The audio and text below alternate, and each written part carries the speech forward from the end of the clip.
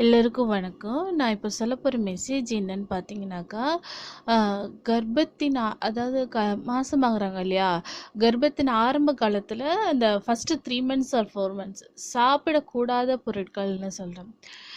இந்த காலத்தில வந்து கர்ப்பமாகுறதே பெரிய விஷயமா இருக்குது. எத்தன ஹாஸ்பிட்டல்ஸ் வந்துருச்சு.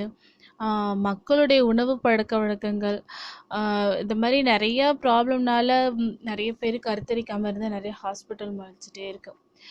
இப்போ க க கன்சீவ் ஆனாலும் அத நம்ம எப்படி நல்லபடியா பாதுகாத்துக்கணும், என்னென்ன உணவு சாப்பிடணும், என்னென்ன உணவு கண்டிப்பா சாப்பிடக்கூடாதுங்கிறத பத்தி தான் நான் சொல்றேன்.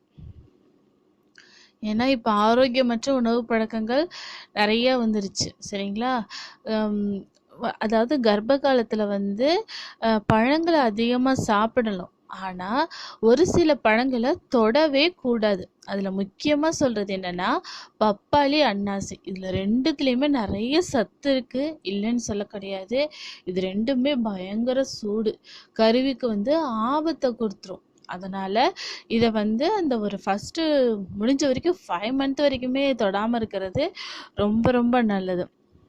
அதே மாரி மீன் வந்து அதிக அளவுல சாப்பிடணுன்னு தான் எல்லாருமே சொல்லுவாங்க. கடல் மீன்கள்லாம் சாப்பிடலாம்.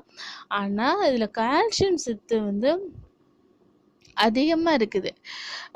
2வது வந்து இதுல வந்து சுறா மற்றும் ராஜா காணங்கெளுத்தின்னு சொல்லிட்டு இந்த மாரி மீன் வகைகள நம்ம சாப்பிடவே கூடாது.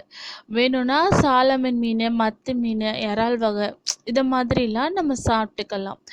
நல்லா வேக வச்சு சாப்பிடணும். முக்கியமா மறந்துறாதீங்க. அதுக்கடுத்து இத விட ரொம்ப இம்பார்ட்டன்ட்னாக்கா இறைச்சி. மீட் சாப்பிடும்போது, இறைச்சிகள சமைக்கும்போதே நல்லா வேக வச்சு, பஞ்சு மாரி வச்சு சாப்பிடணும்.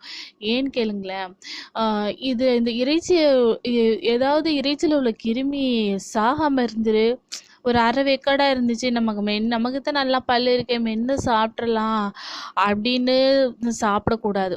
ஏன்னா, அதுல உள்ள கிருமி போயி நம்ம குழந்தைய பாதிச்சுரும். அதனால அத வந்து நல்லா வேக வச்சு சாப்பிடணும். 3 இன்னொன்னு பார்த்தீங்கன்னா, பதப்படுத்தப்பட்ட இறைச்சிகள தொடவே கூடாது.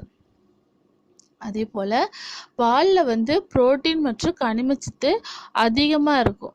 கர்ப்பிணி பெண்கள் பால குடிக்கிறது நல்லது தான். ஆனா, எக்காரணத்த கொண்டும் பச்சை பால குடிக்கவே கூடாது. அது கர்ப்பிணி பெண்ணுகள் மட்டும் இல்ல, யாருமே பச்சை பால குடிக்கக்கூடாது. ரீசன் என்னன்னா, நம்ம பால் கறக்கும்போது கையில அழுக்கு இருக்கும், இந்த மடியில இருக்கும், 2வது மாட்டுக்கு ஏதாவது நோய் இருக்கும். இதெல்லாம் தவிர்த்து அந்த பால நல்லா காய்ச்சி கொதிக்க வச்சுட்டு, அப்ப அந்த கிருமியெல்லாம் செத்துரும்ல. அப்ப நமக்கு நல்ல சத்தான பால் கிடைக்கும். அதனால பால நல்லா காய்ச்சிட்டு தான் நம்ம குடிக்கணும். சரிங்களா? அப்புறம் அனைவருக்கும் அ முட்டை பிடிக்கும். ஆனா கர்ப்பிணிகள் வந்து முட்டைய வந்து பச்சையாவோ அல்லது பாதி வேக வைத்தோ சாப்பிடக்கூடாது. இதுவும் கர்ப்பிணிங்களுக்கு மட்டுமல்ல, நம்ம எல்லாருமே அப்படிதான் சாப்பிடணும்.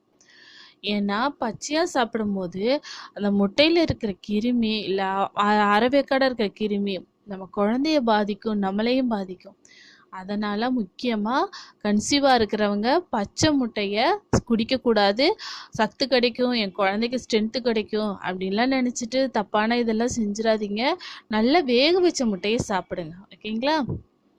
அப்புறமா பாற்கட்டிகள் பன்னீர் சொல்லுவாங்கல்ல, அது ரொம்ப ஆபத்தானவ இல்ல.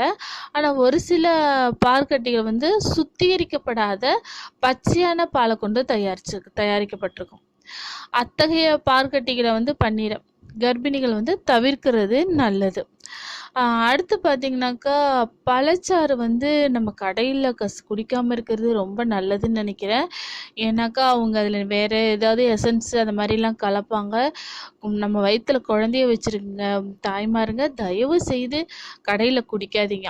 அப்படி நீங்க குடிக்கணும்னு நெனைச்சீங்கன்னாக்கா, வீட்ல செஞ்சு குடிங்க. அப்படி இல்லன்னா, கடையிலேயே நீங்க வந்து இந்த சாத்துக்குடி ஜூஸ்ன்னு ஒண்ணு வந்து நம்ம கண்ணு முன்னாடியே ஃப்ரெஷ்ஷா இது பண்ணி தருவாங்க பார்த்தீங்களா? பிழிஞ்சு தருவாங்கல்ல, அத மாரி குடிங்க. ஆனா, அதில எதுவும் மிக்ஸ் பண்ணாத மாரி பார்த்துக்குங்க. முடிஞ்ச வரைக்கும். முடிஞ்ச வரைக்கும் நம்ம வீட்ல குடிக்கிறது ரொம்ப ஹெல்த்து. வெளிய போம்போது மறக்காம தண்ணி கொண்ட்டு போங்க வாட்டர் கேன்ல. இன்னொன்னு முக்கியமானது என்னன்னு பார்த்தீங்கன்னா, கர்ப்பத்தின் ஆரம்ப காலத்துல கர்ப்பிணிகள் தவிர்க்க வேண்டிய உணவுப் பொருள்ல முக்கியமான ஒண்ணு ஈரல். இறைச்சிகளோட கல்லீரல். ஏன்னா, இவற்றில வைட்டமின் ஏ அளவு அதிகமா இருக்குது. இது சிசுவுக்கு வயித்துல இருக்க குழந்தைக்கு பாதிப்பை ஏற்படுத்துமாம். அதனால நம்ம அ ரொம்ப எடுத்துக்காம இருக்கிறது ரொம்ப நல்லது. அப்புறம் காஃபைன் உள்ள பொருட்கள கர்ப்பத்தினோட ஆரம்ப காலத்துல தவிர்க்கணும். மேலும் கர்ப்ப காலம் முழுவதும் அளவாக தான் காஃபைன் உள்ள பொருட்கள அதாவது காஃபைன்னு சொன்னா தேநீர், காஃபி, சாக்லேட்டு, காஃபில எல்லாம் நெறைய இருக்கும். அதனால அதெல்லாம் தவிர்க்கிறது நல்லது. முடிஞ்ச வரைக்கும் பாலா குடிங்க, காய்ச்சின பாலா குடிங்க. எக்காரணத்த கொண்டும் ஆல்கஹால் கர்ப்பத்தின் ஆரம்ப காலத்துல சுவைத்திடவே ஒரு டேஸ்ட்டுக்கு கூட பண்ணிடாதீங்க.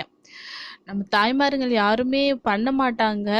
இருந்தாலும் கொஞ்சம் வெஸ்டர்ன் கல்ச்சர் கலந்துள்ள யாராவது தப்பி தவறி தொட்டுடாதீங்க. ஏன்னா, அது சிசுவுக்கு பாதிப்பை ஏற்படுத்திரும்.